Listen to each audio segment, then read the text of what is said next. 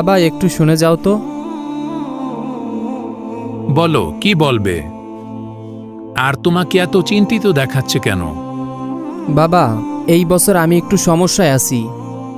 এই বছর আমরা কোরবানি দিতে পারবো না। আমার হাতে একটা টাকাও নেই। কি বলিস এসব? কোরবানি তো আমাদের ইসলাম ধর্মের একটা রীতি। প্রতি বছরই তো আমরা কোরবানি দিয়ে আসছি।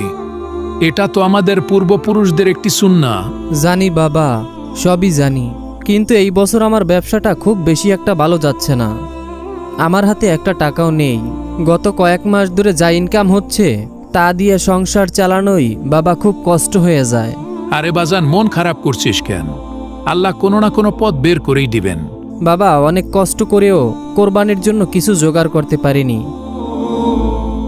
বাজান, কোরবানি দেওয়া তো বড় একটি ইবাদত, কিন্তু সামর্থ্য না থাকলে জোর করে তো আর কিছু করা যায় না।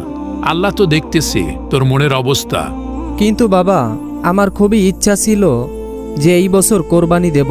সবার মুখে কোরবানির গল্প শুনে আমার মনটা খুব খারাপ হয়ে গেছে। মনে হচ্ছে এই বছর ঈদে সব আনন্দটাই আমার মাটি হয়ে যাবে। শোন বাজান, তোরে আমি একটা কথা কই, কথাটা মন দিয়ে শোন।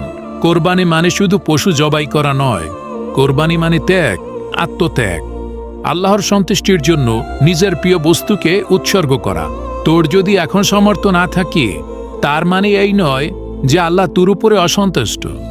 আল্লাহ তো তোর মনের অবস্থান সম্পর্কে জানে। তিনি নিশ্চয়ই কোনো না কোনো পথ বের করে দেবেন। তাহলে কি বাবা এই বছর আমরা কোরবানি দেব না? আমাদের তো প্রতি বছরই কোরবানি দেওয়া হয়। কেন দেব না বাজান? তুই কোনো চিন্তা করিস না। আমার কাছে কিছু জমানো টাকা আছে।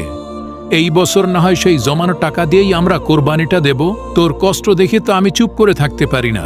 আমি না তোর বাবা? দেখ, সবার সাথে যদি একসাথে কোরবানি দেই তাহলে সওয়াবটাও একটু বেশি পাওয়া যাবে। বাবা, তুমি সত্যি বলছো তো? আমার জন্য এত কিছু করবে?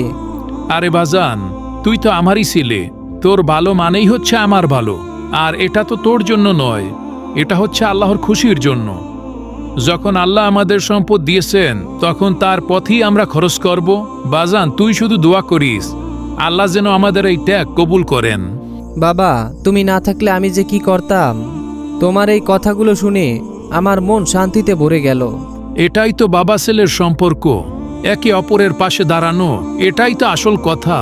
বাজান, এখন থেকে ঈদের প্রস্তুতি নাও। যাক, এই বছর বাবার কারণে হয়তো কোরবানির আনন্দটা ফিরে পাবো।